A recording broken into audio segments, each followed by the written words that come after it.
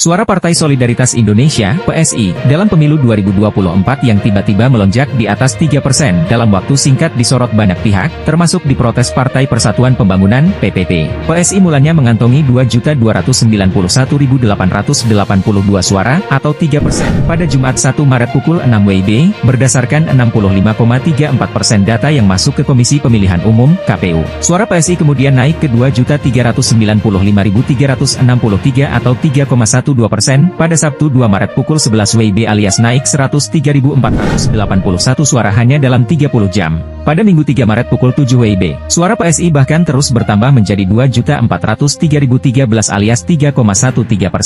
Data Sirekap KPU menunjukkan sudah ada 65,79% suara yang masuk.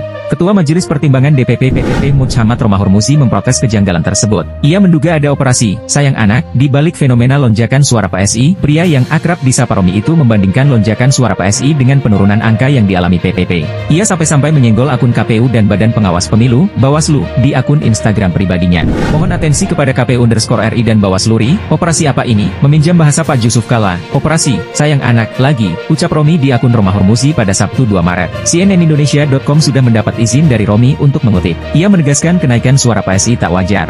Berdasarkan para surveyor, Romi menyebut lonjakan semacam itu hanya bisa terjadi bila PSI mengantongi 50% suara di sejumlah tempat pemungutan suara, TPS. Romi mendesak KPU dan Bawaslu mengusut kejanggalan ini. Bahkan, ia mengancam akan menyeret persoalan ini ke dalam penggunaan hak angket. Kalau ini tidak dikoreksi, DPP PPP akan meminta hal ini bagian yang termasuk dibongkar seterang-terangnya di hak angket pekan ini.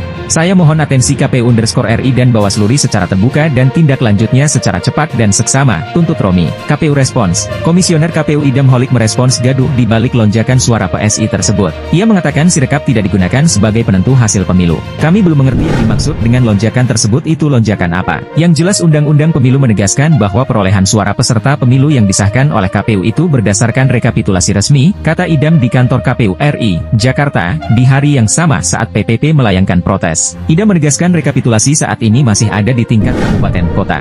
Usai rampung, suara akan direkapitulasi di tingkat provinsi. Akan ada juga rekapitulasi di tingkat nasional yang digelar di kantor KPU RI. Berdasarkan rekapitulasi nasional itulah hasil pemilu ditetapkan. Insya Allah tanggal 20 Maret 2024 proses rekapitulasi ini sudah selesai sesuai dengan jadwal. Mudah-mudahan berjalan dengan lancar, tandasnya.